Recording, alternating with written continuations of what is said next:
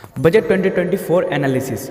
आज हम बात करने वाले हैं बजट 2024 के बारे में। सबसे पहले हम सभी जानते हैं कि हमारे वित्त मंत्री निर्मला सीतारमण जी के द्वारा हर वर्ष 1 फरवरी को बजट एनालिसिस होता है। तो सबसे पहले आयकर बजट 2024 में बजट फॉर टैक्स पेयर्स 2024 के बजट में वित्त मंत्री ने आयकर दरों में कोई बदलाव नहीं किया और 7 लाख रुपए तक की आय वाले व्यक्तियों के लिए धारा 87A के तहत छूट बरकरार रखी है।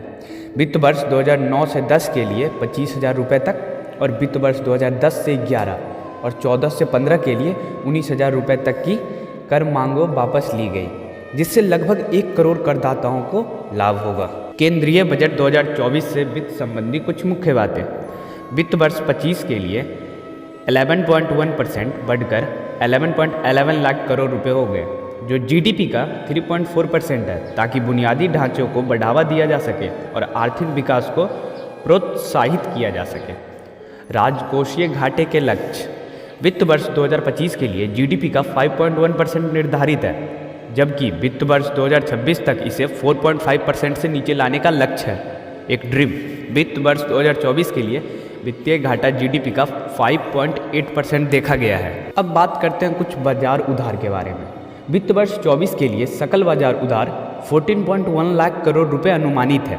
वित्त वर्ष 25 के लिए सकल बाजार उधार 14.13 लाख करोड़ रुपए तक तय किया गया है, जिसमें शुद्ध उधार 11.75 लाख करोड़ रुपए हैं। यह इस वर्ष के बजट का अनुमान 15.43 लाख करोड़ रुपए की तुलना में एक कमी को दर्शाता है। वित्त वर्ष 25 के लिए सांकेतिक जीडीपी वृद्धि 10.5% मानी गई है। विनिवेश लक्ष्य।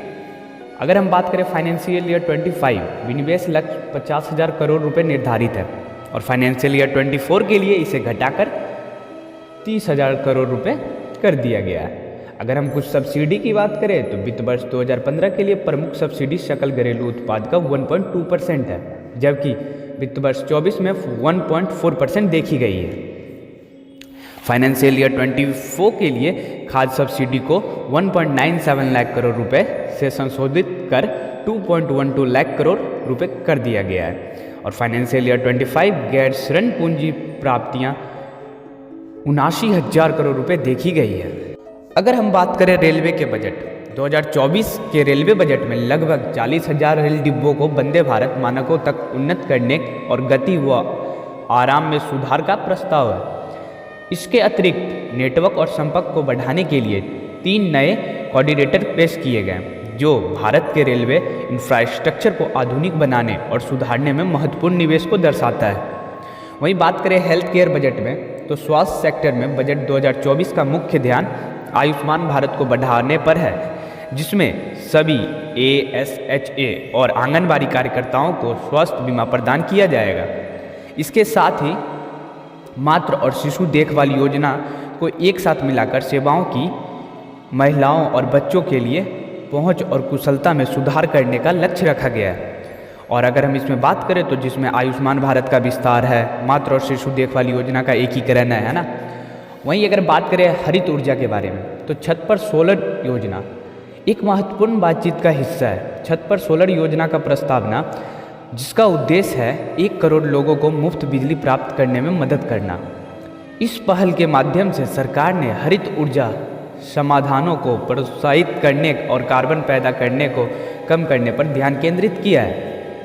इंफ्रास्ट्रक्चर डेवलपमेंट बजट की बात करें तो बजट में पूंजीगत व्यय में 11.1% की वृद्धि प्रस्तावित की गई है, जिसमें 11.11 लाख करोड़ रुपए हैं। जीडीपी का 3.4%, जो महत्वपूर्ण बुनाई का संकेत है।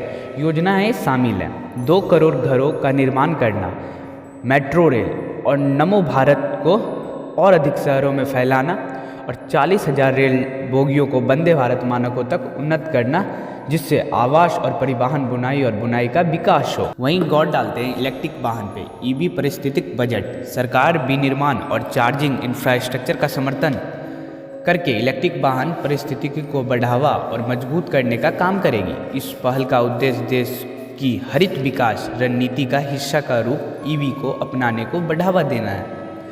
मैं उम्मीद करता हूँ कि आप आपके मन में बजट से रिलेटेड जितनी भी क्वारीज होंगी वो ख़त्म हो गई होंगी, और नहीं हुई तो प्लीज़ कमेंट डाउन, और हम जल्द चलेंगे अगले अनोखे और रहस्यमय यात्रा पे। तब तक के लिए as it is stay safe, stay healthy.